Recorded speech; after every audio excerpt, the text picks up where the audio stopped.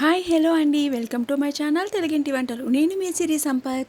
ఇవాళ మన special recipe idli కారం పొడి అండి. ఇడ్లీ కారం పొడి అంటే ఇడ్లీలోకి మాత్రమే కాదు, ఇది అన్నంలోకి, ఇంకా మనం చేసుకునే ఏవైనా ఫ్రైస్ కర్రీస్లో కూడా ఇది చాలా టేస్ట్గా ఉంటుంది.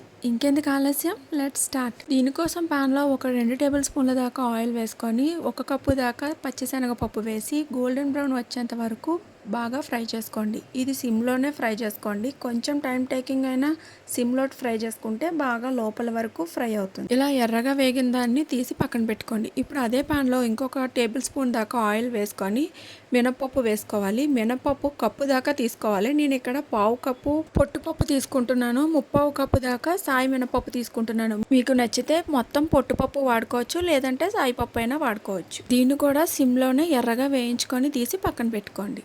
ఇప్పుడు మరొక టేబుల్ స్పూన్ దాకా ఆయిల్ వేసి అందులో అరకప్పు దాకా ధనియాలు వేసి బాగా వేయించుకున్న తర్వాత అందులో 2 టేబుల్ స్పూన్ల దాకా నువ్వులు వేసి కాస్త చిటపటలాడనివ్వండి. ఇందులోనే టేబుల్ స్పూన్ మిరియాలు, పావు కప్పు జీలకర్ర వేసి బాగా ఫ్రై చేసుకొని వీటిని కూడా తీసి పక్కన పెట్టుకోండి. ఇప్పుడు అదే పాన్లో ఇంకొక 2 టేబుల్ స్పూన్ల దాకా నూనె వేసుకొని ఎండుమిర్చిని తుంపుకొని 2 కప్పుల దాకా ఎండుమిర్చి తీసుకొని బాగా క్రిస్పీగా అయ్యేంత వరకు ఫ్రై చేసుకోండి. మీ దగ్గర ఉండే ఎండుమిర్చి కారం చూసుకొని దాన్ని బట్టి కొలత తీసుకోండి. కారం ఎక్కువ ఉన్నట్టయితే ఒక అరకప్పు తగ్గించుకోండి. ఇప్పుడు వీటన్నిటిని చల్లార్చుకొని కొంచెం కొంచెంగా మిక్సీ జార్లోకి తీసుకోండి.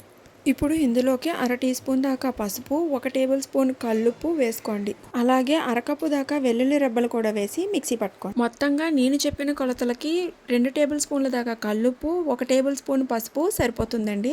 ఫైనల్గా 1 కప్పు దాకా పుట్నాల పప్పు, అందులోకి 2 టేబుల్ స్పూన్ల దాకా ఆమ్చూర్ పౌడర్ వేసి బాగా మిక్సీ పట్టుకొని కారపొడిలో వేసి అంతా కలిసేట్టుగా బాగా మిక్స్ చేసుకోండి. ఆమ్చూర్ పౌడర్ ప్లేస్లో మీరు చింతపండుని కూడా వాడుకోవచ్చండి. ఒక పెద్ద నిమ్మకాయ సైజ్ అంత చింతపండు అయితే కరెక్ట్గా సరిపోతుంది. అంతేనండి. అన్నం ఇడ్లీలోకే కాదు, మనం చేసే వేపుళ్ళల్లో కూడా ఇది ఒక స్పూన్ వేసామంటే దాని టేస్ట్ అద్భుతంగా ఉంటుంది. ఈ వీడియో మీకు నచ్చినట్టయితే లైక్ చేయండి, షేర్ చేయండి, కామెంట్ కూడా చేయండి. మరిన్ని ఇంట్రెస్టింగ్ వీడియోస్ కోసం సబ్స్క్రైబ్ చేయడం మర్చిపోకండి. Thank you for watching.